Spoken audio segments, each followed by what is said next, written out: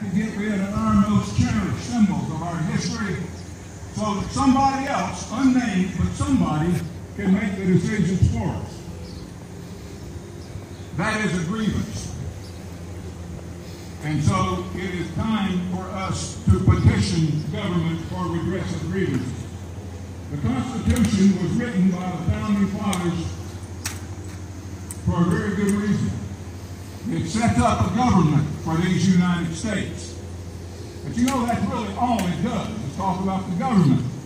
And when it was sent out for ratification, a number of states said, we can't ratify this. This doesn't do anything but talk about the government.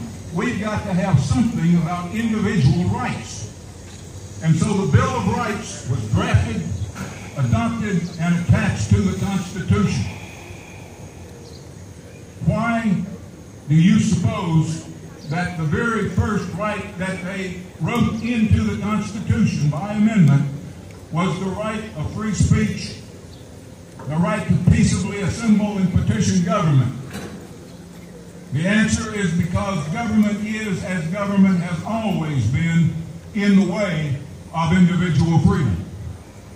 Governors get lazy, they get tired, they get hungry, and so do we all, but that's their job. And they will give in to things like 500,000 name petitions for no reason except that we aren't making as much noise as those 500,000 people. Well, it's time for us to make that noise. Yeah. I want everybody here to sign one of these letters telling the commission that the governor gave the job to. You know, the governor was asked this question once before when another politician came out to move this statue trying to buy votes in downtown Louisville. And the governor said the statue stays where it is. It'll stay there. But this time he got scared too. It's time for us to give our governor some backbone. It's time for us to get behind him and help him out so that he'll come out here again and say the statue stays. Anything else is a violation of our heritage. And it's time for us to put a stop to it. Now, I see people heading back to the corner, and usually when that happens, somebody has gotten too hot. So it's about time for me, at least, to stop talking, but I should have a long time ago. Preach on! We have an emergency medical technician on the way. We very much appreciate your spending time with us, participating in this, but we'll very much more appreciate your letters to the governor, to the Historical Properties Commission, to your individual senators and representatives. Sit down and write a letter, and all you have to say is leave the statue alone. By the way, they've already said that their next target is Fairview. If they can get the statue out of here, they aim to start getting rid of the state park in Fairview. They will come after all our monuments, and then they'll come after our ancestors. We have to stop them, and we have to do it now. Okay, having said all of that, and it getting hotter and hotter, John, do you have anything else to say?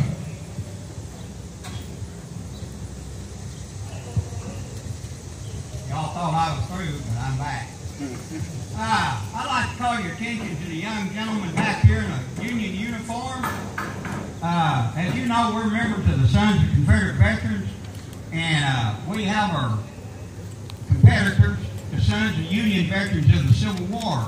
And these gentlemen also issued a proclamation proclaiming our flag that we had the rights to it, and it was not to be used by any racist organization. And we appreciate him showing up in blue and showing his support.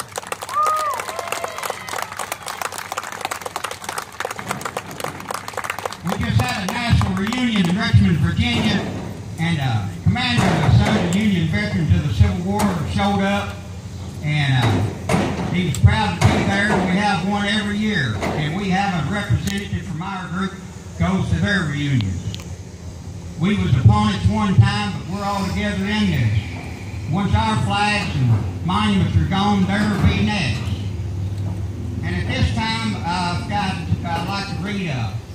proclamation from the United Daughters of the Confederacy.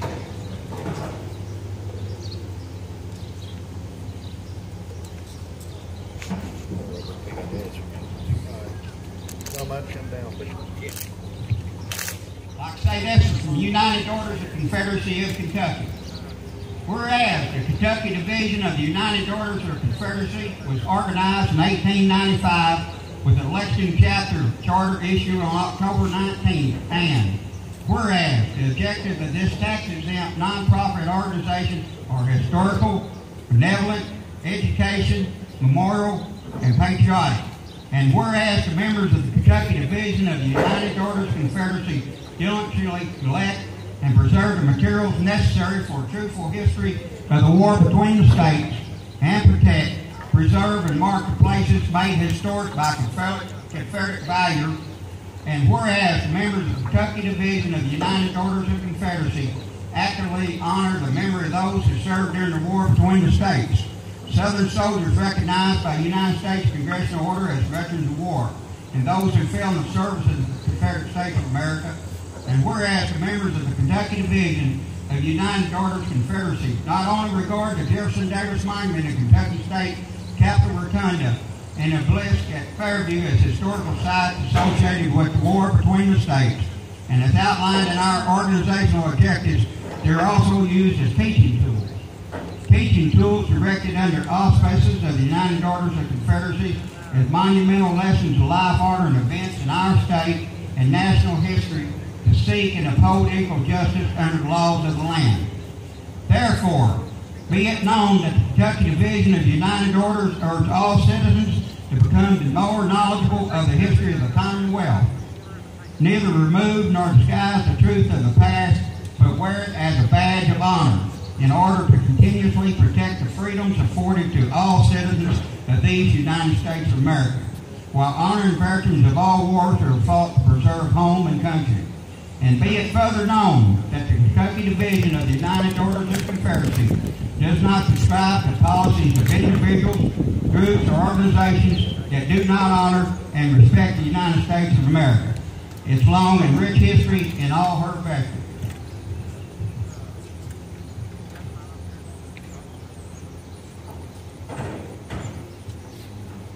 Well, it's getting close time for us to finish up, but I would like to say another thing. We're gathered here today to rally to the colors in protest of the possibility of removing the Jefferson Davis statue from Rotunda. Jefferson Davis was born in Kentucky, served in many offices in the United States before the nation was split in two. He served honorably in fulfilling his duties entrusted to him by the Southern states. His opponent, Abraham Lincoln, a fellow Kentuckian, became the leader of the Union Nation. These two opponents, both Kentuckians, stand together in the Capitol Rotunda as it should be. We petition the state and our elected officials to keep these two Kentuckians together. It's all Kentucky state monuments located on battlefields honor both the Union and Confederate soldiers on them. It should also be the same with these two leaders in this terrible conflict. And that's all I've got to say. There's more I could say. But this time what we'd like to do, we'd like to have Brother Hyder lead us in benediction. And then after that, we'd like to get everybody up here for a group picture. Thank you all. If you want everybody to stand, we'll sing Dixie.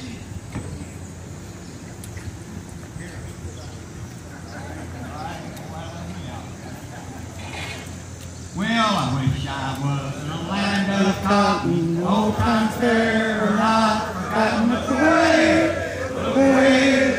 way, Dixieland. In Dixieland, where I was born, early on across the morning, look away, Dixieland. And I wish I was in Dixie, hooray, hooray.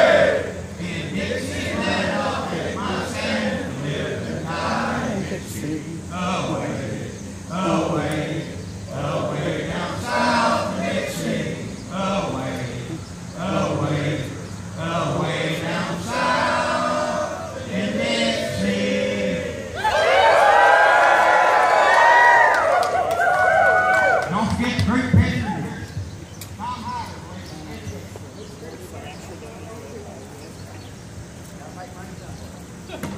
Folks, we've got the space reserved for about 15 more minutes. So when we're done here, if you want to spend some time circulating, make sure you sign the letters, fill out the papers, do all that kind of stuff. Talk to these guys, Mr. Stone, Mr. Kane, Commander Suttles.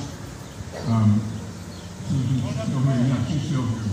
And to Austin, say thank you, but we need to be out of here at straight up, whatever time it is here in the Eastern world. 1 o'clock. For those of us who are going back home, we get there in 8 minutes.